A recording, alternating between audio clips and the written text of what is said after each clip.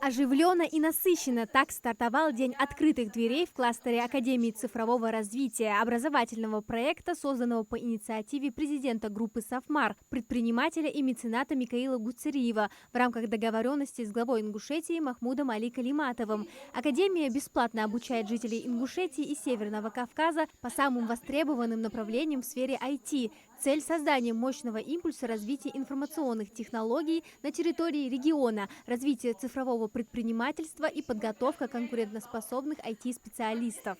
Академия сегодня состоит из 5 основных блоков, о которых мы сегодня расскажем. Это школа 21 от Сбера. Это бизнес-акселератор Ингушетии, который мы реализуем совместно с акселератором Free.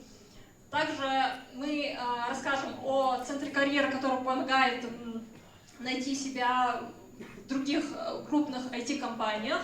У всех гостей есть уникальная возможность за один день познакомиться со всей экосистемой образовательного кластера изнутри. Одно из ключевых направлений Академии – это школа 21, школа цифровых технологий от Сбера, где каждый желающий старше 18 лет может бесплатно получить IT-навыки. Тут возраст, предыдущее образование и умение кодить не имеют значения. Главное – желание учиться. На дне открытых дверей можно не только пройти тестирование, но и подать заявку на февральский отборочный этап. Сегодня в рамках Дня открытых дверей у всех желающих старше 18 лет была возможность подать заявку на следующий отборочный этап «Школа 21 от Сбера», который реализуется в городе Магас. Следующий отборочный этап «Школа 21» будет длиться всего лишь 2 недели, и это уникальная возможность для тех, кто хотел совмещать обучение в школе с работой или с обучением в другом месте.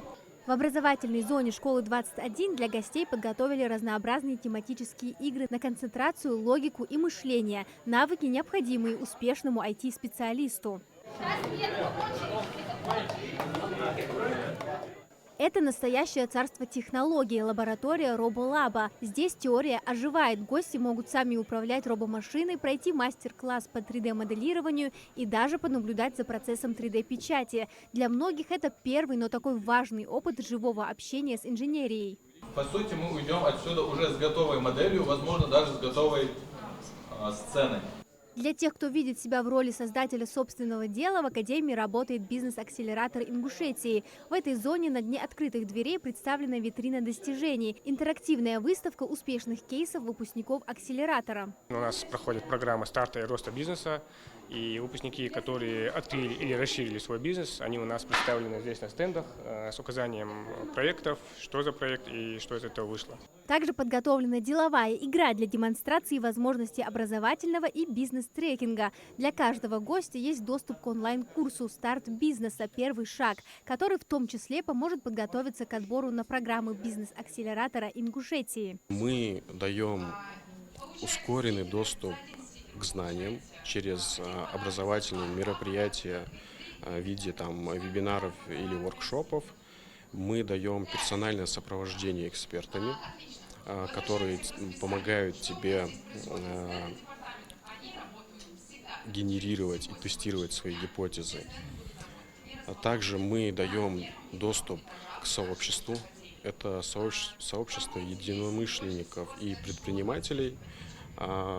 И в сумме все это помогает тебе быстрее развиваться, ускорять темпы выхода на рынок.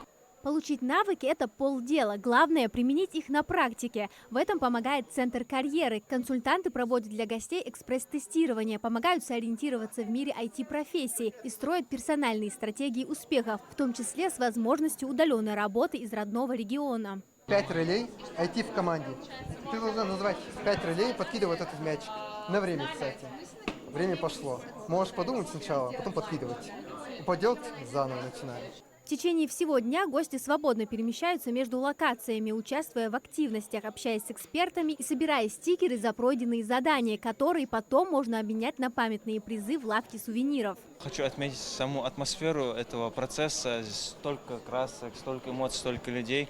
Я здесь впервые, мне здесь очень нравится. Сразу видно, сколько было влито денег в этот проект. И я рад, что в нашей республике есть такое здание, есть такие возможности для нашего народа пробиться в высший класс, можно так сказать.